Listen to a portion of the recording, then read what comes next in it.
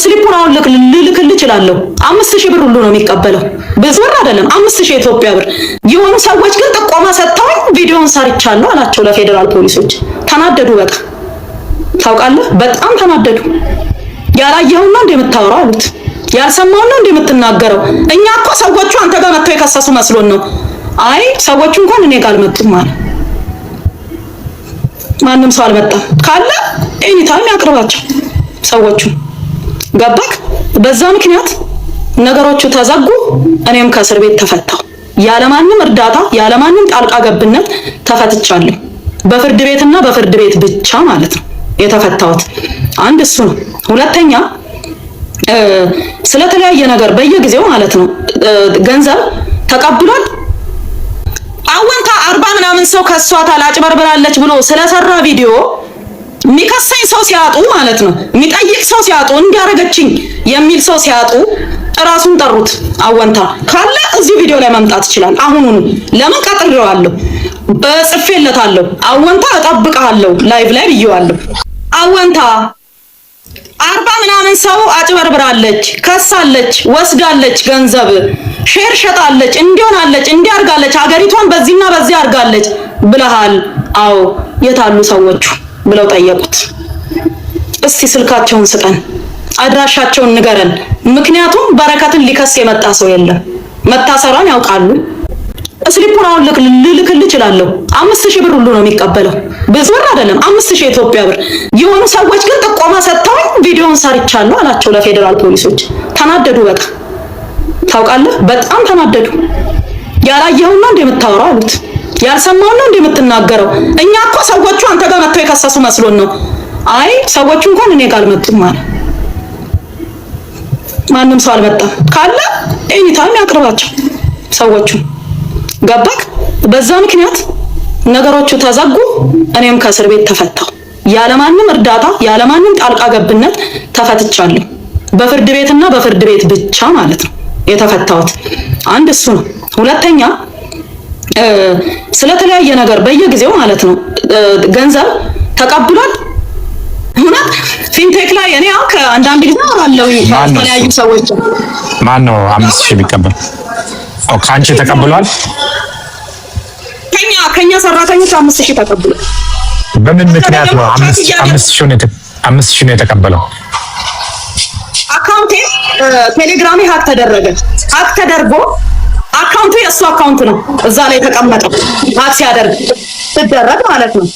እና 5000 ብር ላኪልኝ ተቸግሬያለሁ ብዬ እኔ ለሰው እንደላኩ ተደርጎ ገንዘቡ ወደ እሱ አካውንት ነው የገባው። 5000 ብር ስሊፑን ልክልሃለሁ እሱንም ማለት ነው።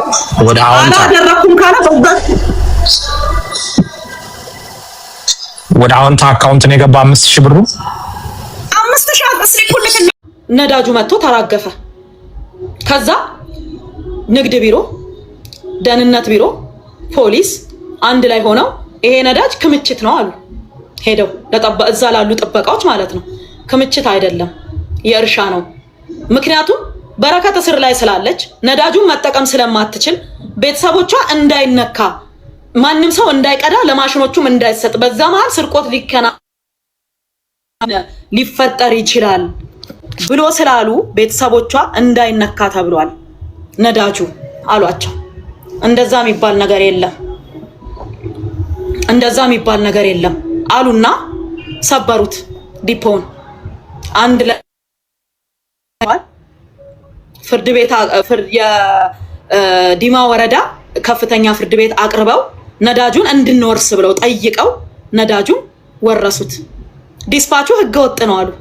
አስብ፣ የነዳጅና ኤነርጂ ባለስልጣን ዋና ዳይሬክተር ጽፎልኛል፣ ግብርና ሚኒስቴር ጽፎልኛል። ገንዘቡን ለኖክ ራሴ ነኝ 25 ሚሊዮኑን ራሴ ነኝ ያስገባሁት፣ ከኔ አካውንት ነው ለኖክ የገባው ገንዘቡ። እያንዳንዱ ነገር ህጋዊና ህጋዊ ነው። ዲስፓቹ ከጅቡቲ ተቆርጦ የመጣ ዲስፓች ነው። ህገወጥ ይሁን ህጋዊ ይሁን መጠየቅ ያለበት ኖክ ነው፣ ማረጋገጥ የሚችለው ኖክ ነው፣ ይሄንን ጉዳይ ማለት ነው። ከዛ ተጭኖ መጥቷል። ከዛ ተነጋገሩ። እሱንም ሰነድ አንደኛ ፌስቡክ ላይ ሄደው ማየት ይችላሉ። በእኔ ፔጅ ሙሉን ለቅቄዋለሁኝ፣ ሙሉ እንትን ሰነዱን ማለት ነው። ተነጋገሩ፣ ቃለ ጉባኤ ያዙ፣ አወሩ፣ ሰበሩት። ነዳጁን ቀርተው ወሰዱ፣ ሸጡት። እኔ በዛ ሰዓት እስር ቤት ነኝ ያለሁት። የተሸጠው ታሳስ ላይ ነው። ታሳስ እኔ እስር ቤት ነኝ ያለሁት። ነዳጁን የተፈቀደልኝን ያን 100,000 ሊትር ናፍጣ አልወሰድኩትም በጭራሽ። እኔ ጋር አልመጣም። በህጋዊ መንገድ የወሰድኩትን መንግስት ፈቅዶልኝ ለእርሻዬ ብሎ የፈቀደልኝን ነዳጅ አልወሰድኩም። እራሳቸው ናቸው እስር ቤት እያለውኝ ሰብረው ገብተው የሸጡት ማለት ነው። ለዛ ደግሞ ማስረጃውን እራሳቸው ቁጭ አድርገዋል። ወርሰን ሸጠናል ብለው ፍርድ ቤት አቅርበው አስወስነው መሸጣቸውን ሰነድ አለኝ፣ ፌስቡክ ላይ ለቅቄዋለሁ ያንን ሰነድ ማለት ነው። ከዛ በኋላ ሸጠው እኔ እነሱ ታሳስ ሸጠውት ማለት ነው። ኦልሞስት የተሸጠው ነዳጁ ወደ 30 ምናምን ሚሊዮን ብር ሸጠው ተካፈሉ ብሩ። ለመንግስትም ገቢ አልተደረገም በነገራችን ላይ የናፍጣው ብር ማለት ነው። ከዛ ለመንግስትም ገቢም አልተደረገም፣ ለማንም አልሰጠም። ወደ 6 ሚሊዮን ብር መንግስት አካውንት ውስጥ አስገብተናል ይላሉ። ይግባ ራሱ ያውቃል የመንግስት አካል። ለገቢዎች አስገብተናል ይላሉ። አስገቡ እኔ ማቀው ነገር የለም።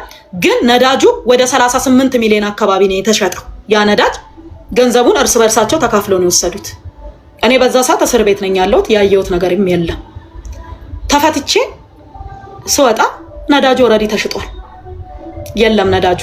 ቀጥታ ለፌዴራል ፖሊስ አመለከትኩኝ። ህጋዊ የሆነ ነዳጅ እንድሰራ መንግስት የፈቀደልኝ ራሴ በገንዘብ የገዛሁት ነዳጅ ተሽጦብኛል ያለ አግባብ፣ ልክ አይደለም ብዬ አመለከትኩኝ። ከዛ በኋላ እያየነው ነው እናይልሻለን፣ ሰነዱን አምጪ አሉኝ። ሰነዱን እንዳለ ሰብስቤ አቀረብኩኝ ለፌዴራል ፖሊስ። እሺ ብለው ተቀበሉ። ነገሩን መርምረን እያየነው ያለውን ነገር እንገልጽልሻለን አሉኝ። እሺ አሉኝ። ስልኬንም አልመለሱልኝም። 2 ስልክ አይፎን 15 ፕሮ ማክስ እና 16 ፕሮ ማክስ ስልክ ሰጥቻቸው ነበረ። ያንን ስልክ አልመለሱልኝም። ራሳቸው ጋር ነው የቀረው። ኢቭን ፎረንሲክ ማለት ነው ምርመራዬን ጨርሻለሁ አጠናቅቄያለሁ ሲል ብዙ ጊዜ ስልክ ለምን እንደማይመለስ አላውቅም። አንዳንዴ ይመለሳል፣ አንዳንዴ